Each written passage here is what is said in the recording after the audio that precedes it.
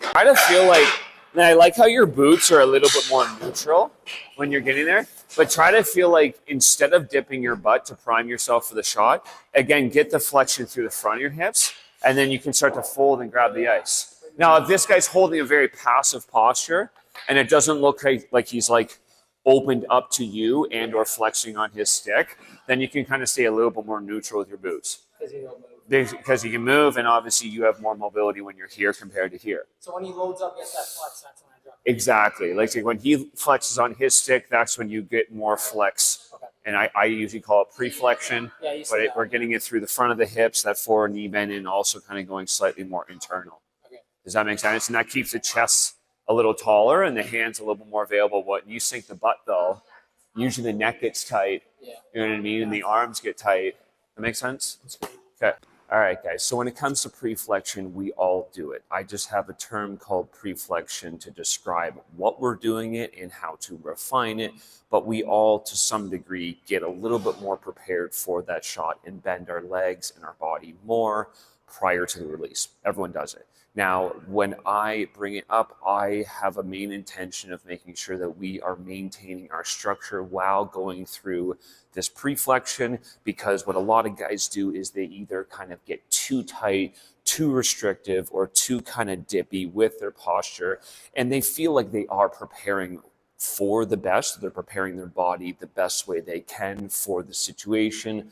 But what I would recommend is you want to make sure that the lower body and the upper body seem to have different tasks, or we can kind of categorize it in a way where the lower body has a different task than the upper body. So when it comes to our head, our hands, they need to be a little softer and a little bit more malleable to be able to react properly, per se. Track the puck, track the pass, however it goes. Okay. The lower body, what we want to make sure we're doing is getting a little bit, let's say, tighter and more explosive. Now we want to make sure we're doing this in a way that still maintains our structure. So as you can see, my shoulders are still stacked over my knees. My neck is still relaxed. My eyes and shoulders are still down to the puck. Now, again, based off of where that puck is, that may manipulate our upper body angle to some degree. But let's say puck is just at the hash marks. I'm getting into my pre-flexion here.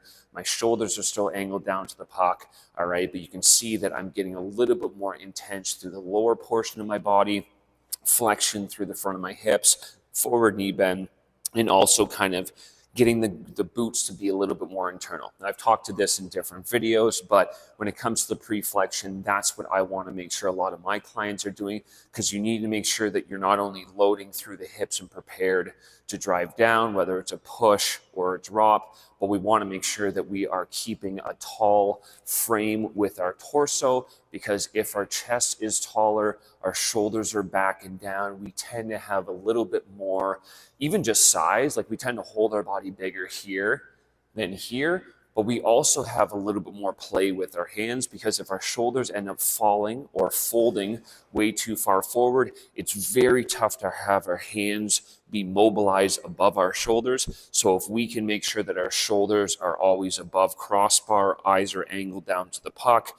all right, again, we can have a little bit more mobility and a little bit more success with tracking pucks to the higher portion of the net. But goalies that get their chest too low, arms too tight, or too tight out in front, or you can just see their chin kind of push out, it's very tough to turn the head when the neck is all jacked up and the shoulders are tight. So some simple cues here. Again, we all go through pre-flexion. It's just how we're doing it. And we would like to make sure that we're pre-flexing our body when that player is loading on their stick. And obviously they're going through their pre-flexion to some degree. It's just a term. I'm sure a ton of different goalie coaches describe it in different ways. This is the way I describe it. I hope this helps you guys. I think this will help you prepare for any situation. Now, obviously, our pre-flexion when a puck is above the circles is different when it comes to a puck below the circles. But again, still maintain that structure, still maintain that explosive ability with our legs, and still maintain that lightness with our upper body. Hope this helps, guys. All right, guys, so this pre-flexion is on full display with Blackwood here. Now, the guy, obviously the shooter, is not in the frame, but while that shooter is loading and flexing his stick, you can see that Blackwood gets a little bit more loaded through his frame. He's getting a little bit more of an internal knee angle, and you can see the hips are nice and compressed. All right, and the shoulders end up stacking over the knees a little bit more. Hands are nice and active. Now, this is something that we can talk about later, but it's really great to see that when Blackwood is dropping, you can see the first, let's say, 3 to 4 inches of that blade still stay on the ice while the heel of the blade is leaving the ice. Now, this is ideal because this is a byproduct of goalies keeping their hips high when they're dropping and driving the knees straight down with the shoulders stacked over the knees. If goalies are falling back and the hips are sinking and or the shoulders are falling behind the knee line when dropping, you'll oftentimes see goalies either C-cut with their skates back when they're dropping, so their feet will kind of fall behind them, and or you may see the weight go more on the heels, so let's say the first forefront of that boot may leave the ice first, basically getting them to fall into that drop rather than having a controlled drop, as we can see here with Blackwood. Now, he makes a great save, maintains form.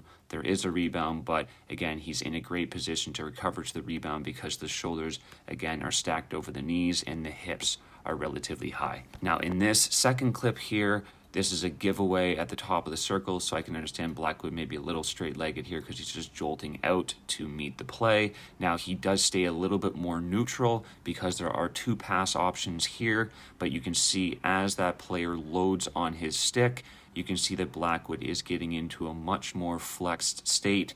All right, he's got that strong forward knee bend, as we can see here. Again, the hips are nice and high, and we're also seeing that his shoulders are staying stacked over the knees. So, great execution here by Blackwood, just showcasing how you can get into a stronger stance, and when we're getting into a stronger stance, when that guy is a little bit more locked and loaded, opening up the blade, flexing, that's when we can get into that pre-flexion state just to maintain our readiness. Hope this makes sense, guys.